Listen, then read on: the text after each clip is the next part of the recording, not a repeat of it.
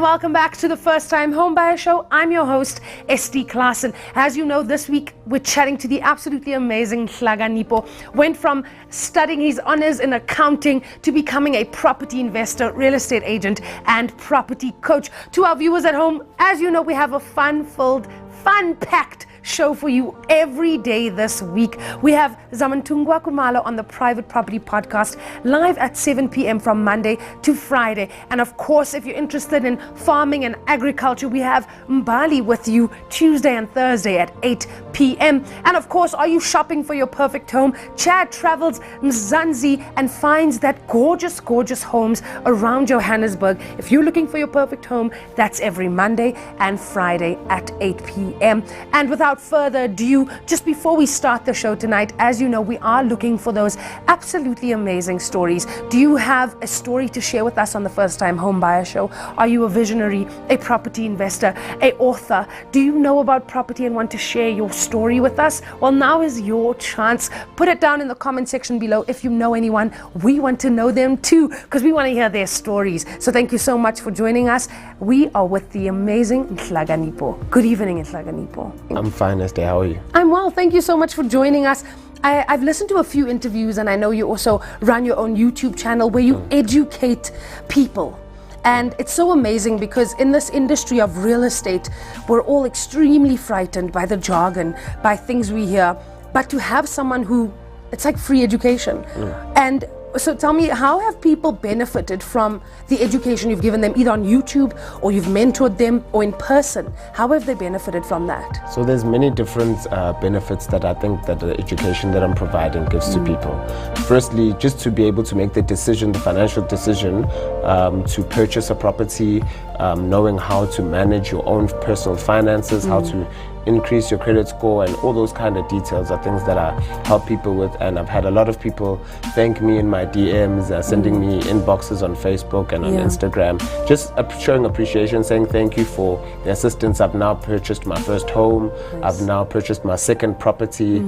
I followed some of your advice and I'm able to make some money out of a bad situation where I was in. So yeah, definitely I do think it's something that has been of help to a lot of people. And I think the finance part of it is so important because a lot of the times, you know, we just think property, we just think invest, and we jump into this thing.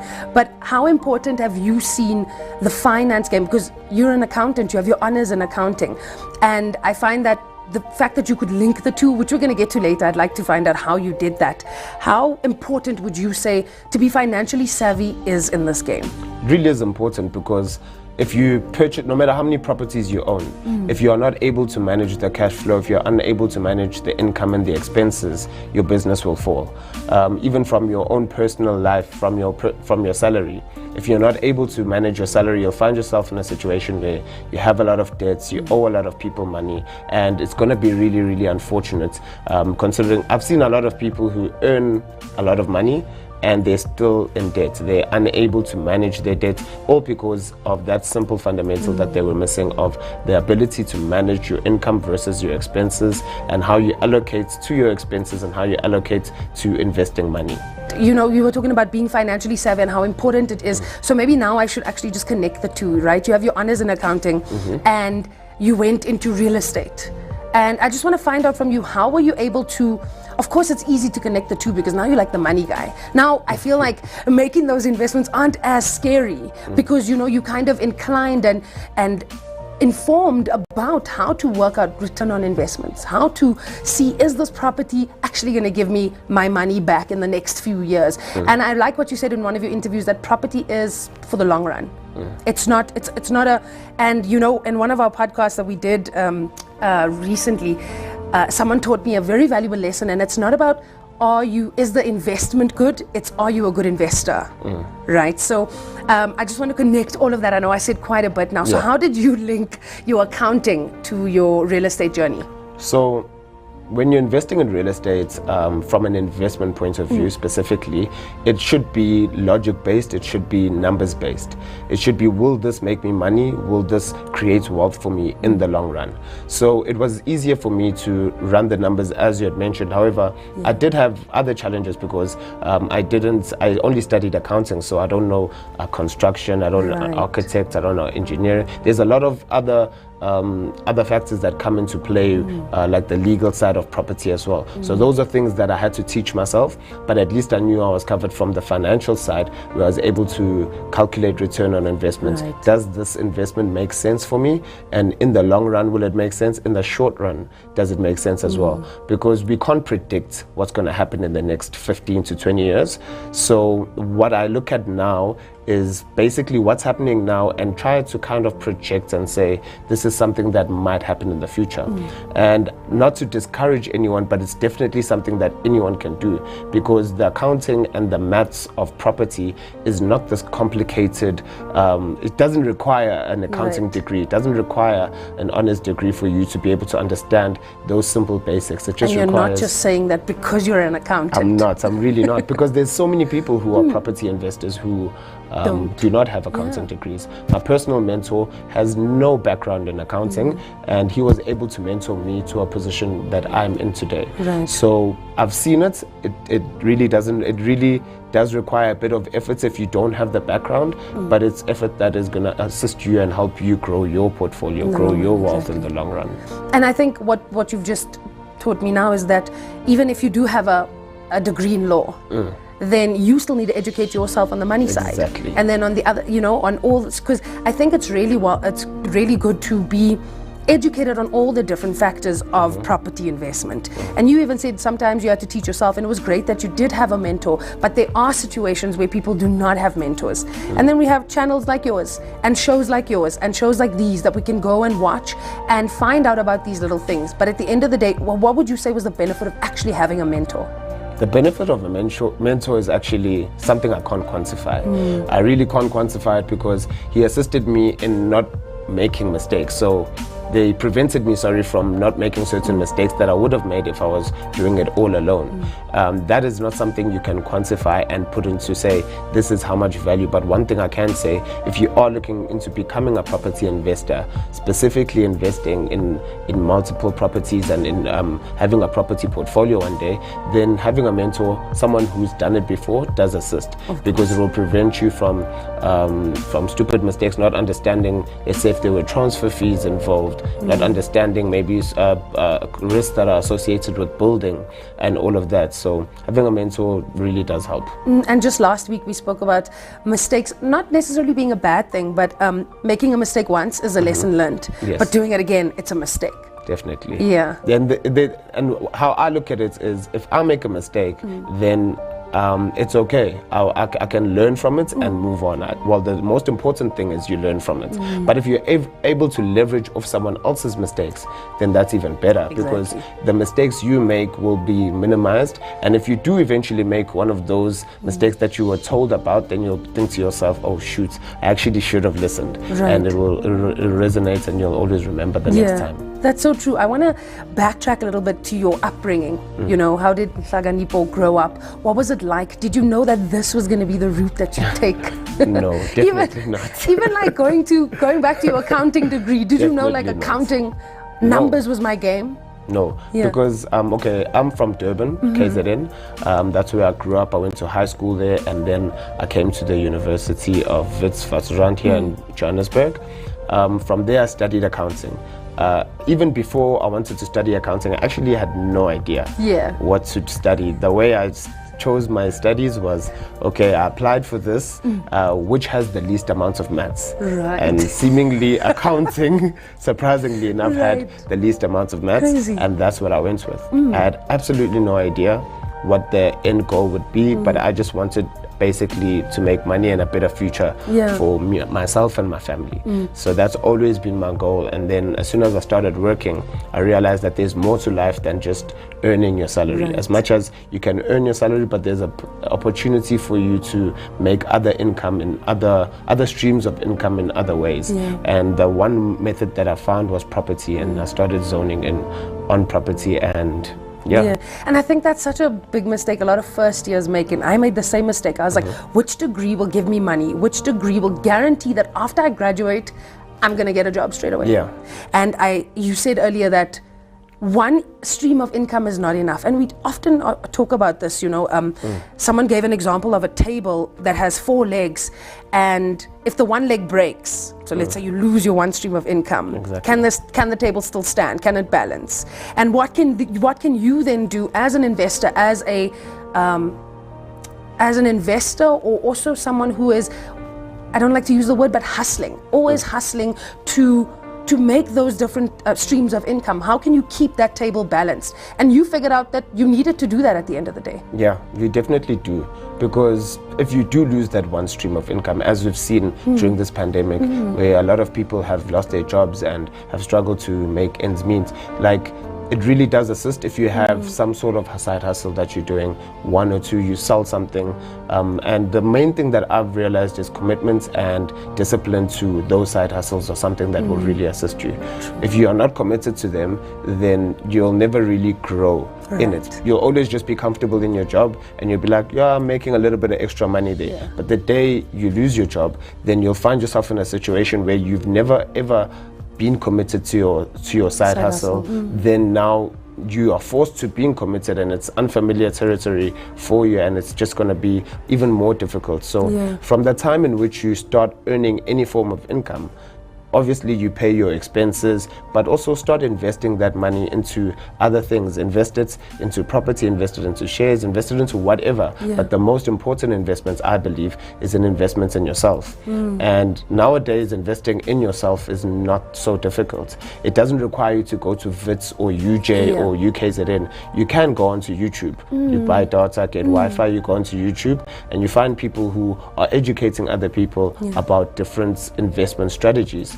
You read books, you go to bookstores and you buy a book. That's you investing in knowledge in yourself, because there's no one who can ever take that away from you. But your job can always be taken away from you. And I think what I just realized is that the word side hustle makes us believe that it will always be a side hustle, but you're right. So we need to treat the side hustle like a hustle. Yeah. Because once you start saying this is a side hustle, you're okay with just making an extra 2,000. But if you lose that job, is your rent 2,000? No. So that commitment and discipline to continue working on your hustle, even if it is on the side, on the after hours, then by the time you maybe want to transition out of your full-time job to your hustle, then it will be much easier. Or if you do lose your job, then you are used to committing time and effort to doing this thing. You've built connections, which is something that's very important. You've built a network around whatever it is, the product that you're selling or the service that you're providing.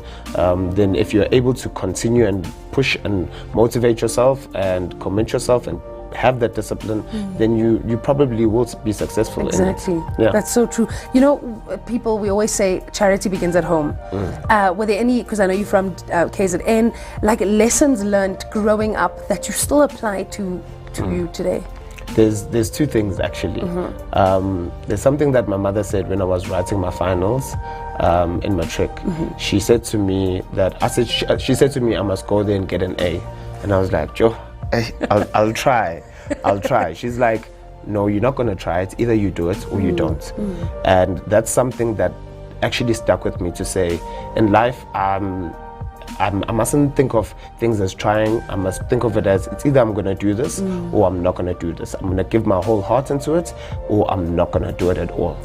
And then also something that came out of that was to tell myself that I cannot have any excuses. No matter what my situation is, no matter what my background is, no matter how much I think the world is against me, I can't have excuses, because having excuses will lead you down a hole of depression, will lead you down a hole of you doing absolutely nothing and feeling sorry for yourself. So no excuses, have no excuses, and do it or don't do it. Exactly. Well, that's so amazing, because I mean, in this day and age with the pandemic, it's so easy to slip into that hole. It really is. To get to a point where you don't even know how to invest in yourself anymore, because nothing you do is working, or you get to a point of serious depression and you don't even know how to get back out of that. But it's so true what you're saying about, let's cut out the word try. It's either you do it or you don't. I love that. One thing that I really enjoyed as well was that in me telling myself it's either I do it or I don't, in me telling myself that no matter what, I should not have any excuses, I realized that the world is not against me. I might be feeling down and out. I might have failed the test in varsity. I might be doing, maybe my business is not doing so well, but the world is not against you. Things happen, and they happen to everyone. So there's cycles. You have your ups and you have your downs. But if you're always going to be giving yourself excuses, you're just going to keep having downs. But if you tell yourself that, okay, I know I was born in an environment that is not structured for me to be successful, but I'm not going to make that an excuse for myself. I'm going to keep pushing, and I'm going to keep trying, and I'm going to keep doing it. Look at me using the word try. But I'm going to keep doing it, and I'm going to keep pushing. Then I will do it, and I will achieve it. It's just that discipline and commitment, not motivation, but discipline and commitment. That's it. I mean, imagine people from the hood or people from townships kept telling themselves, no, I'm going to stay here. Yeah. Because this is what my life's supposed to be. And that's not what my aunt is like this, my uncle's like this, my brother's like this. So, and I think that's so powerful of what you said. How does that one person in a family of everyone who is maybe stuck or stagnant in a position, how do you get yourself out? I think one thing that has helped me was support. Support from my business partner, support from my parents. Knowing that there's people who believe in me, and that there's people who know that I can do it. So that really helped me. And at the end of the day, I realized something as well, to say I can have all this support, people motivating me, people trying to push me, but at the end of the day, it's your decision. Yeah. It's your decision whether you're gonna choose to listen to everyone who's gonna tell you that you can't do it, because I did have that when I was growing up. I had it even from the time I was in primary going into high school, because my friends were older. They'd always say to me, you have no idea how difficult grade 8 is. You're not making it past grade 8. And when you look at it now, it's like, okay, grade 8, I don't really remember, but is it the most difficult, challenging thing in the world? Definitely not. But because of the environment and how they grew up, they tried to instill that on me, to say that I can't make it past grade 8. And then I did make it past grade 8, and I realized that actually I don't have to listen to these people who have negative things to say to me. I can choose to be positive and choose to be happy, and focus on the people that are around me, that support me and love me. And chances are I will be able to do it, because I will have that commitment and that discipline. And you know, on social media and everything that's influencing us, we loosely throw around this term breaking generational curses. What you did is literally living proof of breaking that curse, because there are on numerous occasions where even me still now till today, when I go home, if I didn't have the support of just my mother, the voices around me would have broken me down so bad. I mean, I transferred from Cape Town to Joburg, also to Wits, and I don't even understand how I completed that degree. If it wasn't for video calls, late night chats with my mom, I would have left long ago. And it's so, the support is so, even if it's just one person that has your back, there's that one person is so able to just get you out of that deep dark hole. And oh my god, this conversation is so emotional, because I just want to ask you, on a day-to-day basis, being in this pandemic, being maybe in an emotional place, and till today there are adults who still have people who do not believe in them, who still have people that throw these little words that just bring them down. How do you, I mean, when you wake up in the morning, is there like a ritual you do? Tell yourself something that today I'm going to be great. What does Nhlakanipho do to stay focused on a day-to-day basis? So I generally wake up pretty early in the morning. I try to wake up while it's still just before the sun comes out. That's when I think it's most quiet. And when it's most quiet, you can start having whatever thoughts you want to have. I always tell myself that those thoughts need to be something that is positive, need to be something that will grow me. Either if I'm deciding to have an off day, maybe, then I need to watch something or listen to something that will grow me, or that will help me in whatever it is that I'm trying to achieve for myself. Because it is difficult. Life is not easy. Sometimes you do have your ups and downs. So when you're having your ups, when I'm in a really good mood, it's really easy. But when I'm in a really bad place, then I think that's when I need to sit down and actually focus on me and say, Nhlakanipho, what is it that you want to achieve, and how what can you do today that will help you get one step closer? Yeah. And then that's the thing that I start focusing on, and that's the thing that I do. I even sometimes can call my mother at 4 a.m. in the morning. I know very well that she's asleep, but I know that she'll answer the call. And that phone call, whether we speak for 10 minutes or whether we speak for an hour, is something that makes me feel better. And if I'm not in a good space, it makes me feel better, and then I'm able to then move on with my day. And it's something that I think everyone should have, that one person. I've noticed it with a lot of men, that they actually sometimes don't have that one person to speak to because they're not supposed to speak about their feelings and all of that. And I think it's a very stupid thing that has been instilled in a lot of men, and it's unnecessary. I think that we should discuss whatever it is that is bothering us, at least with one person. At least with one person, because it eases the burden from you, and then you're able to be more productive. So you're right, it's so important to have that stability. Talking about breaking generational curses, I saw one of your YouTube videos. I want to bring it back to what's currently happening in the world right now, right? And we've had a few of our students who are fighting for fees, free education. What is your whole thought on free education? So at first, when I was at WITS as well, there was the fees must fall, and it was interesting, right? That we're in a country where it's a democracy and we expect free education, right? However, for so many years we still have not received it. And in the most recent strike, even my brother was arrested in the strike, and I had to go sit there and wait for him and till they released him, which was very, very late.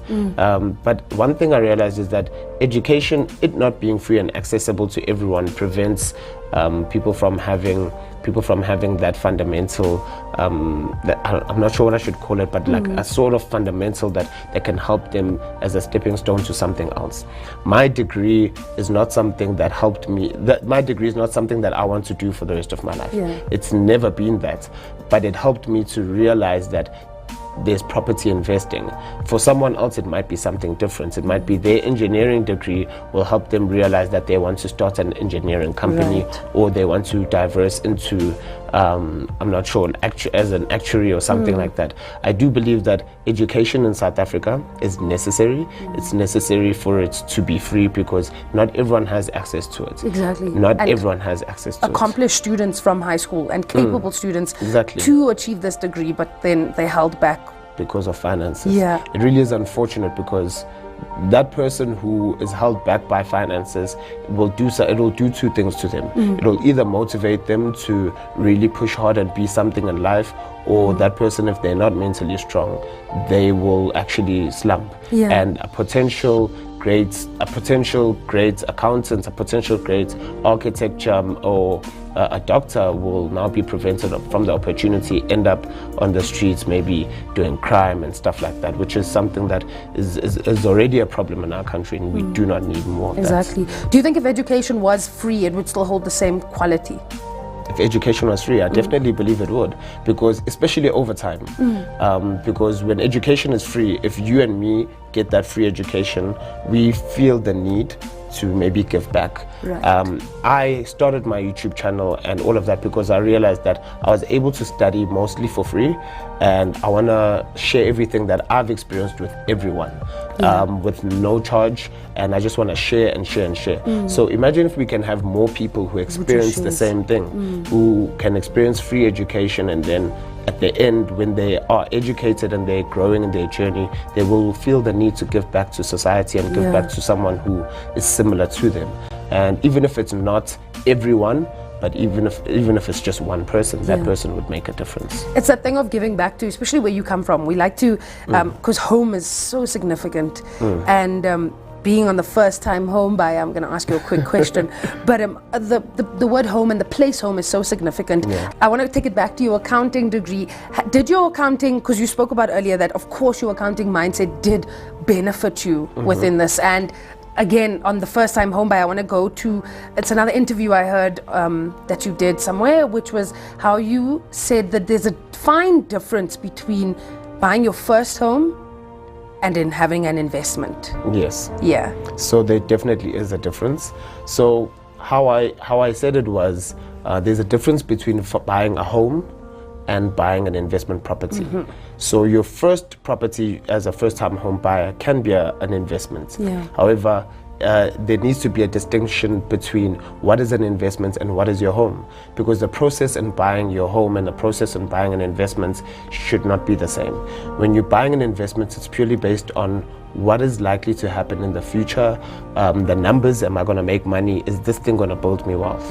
When you're buying your home, you're looking at, do you like the kitchen, the way the kitchen is laid out? Do you like how the spacing in the lounge? Do you like the fact that there's two in-suites, or there isn't an in-suite, that there's a pool, that there isn't? It's now more of your feeling and emotion.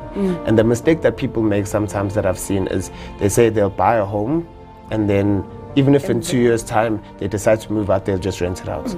But now, when you didn't buy that home with an investing mindset, the mistake you make is that you assume that the rent will cover all the costs. One thing when you buy a home is you might overpay for it sometimes, because you are using emotion to buy it.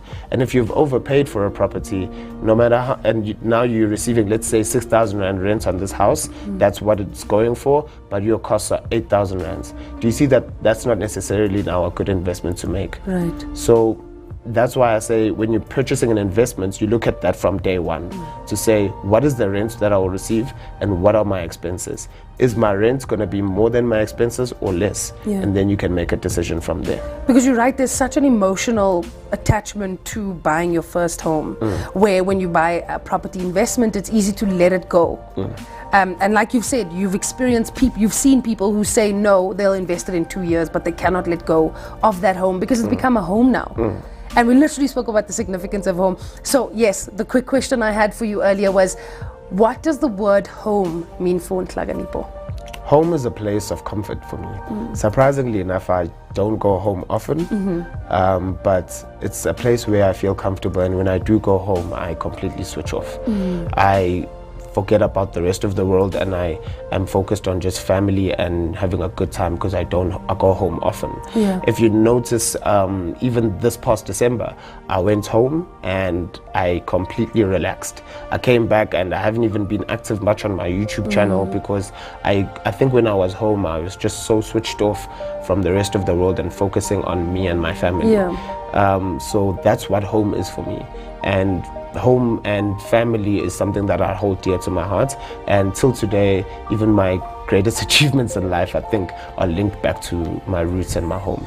That was my next question. You know, I want to know about your greatest, so you've given us your life lessons. Let's talk about one of your biggest achievements within the property sector, and then one of your biggest achievements within life in general. So my biggest achievements in life till today, I believe, is the first time I bought my grandmother a geyser. Surprisingly enough, till today, that sits with me and it says to me, okay, this was a very emotional time for me, because I felt like this is something that she needed and has been needing for a very long time. And till today, I think buying her a geyser so that she can have hot water when she takes a shower or a bath, that for me is my greatest achievement. I guess the next one would be maybe buying her a house. But then, that's it. And then from a business perspective, it's actually not linked to property, surprisingly enough. I think from a business perspective, my greatest achievement is me being able to impart the message and the education that I've been able to give to people. Because the properties, that can still go away and disappear. I can still go bankrupt, and that's just money, and it's physical assets.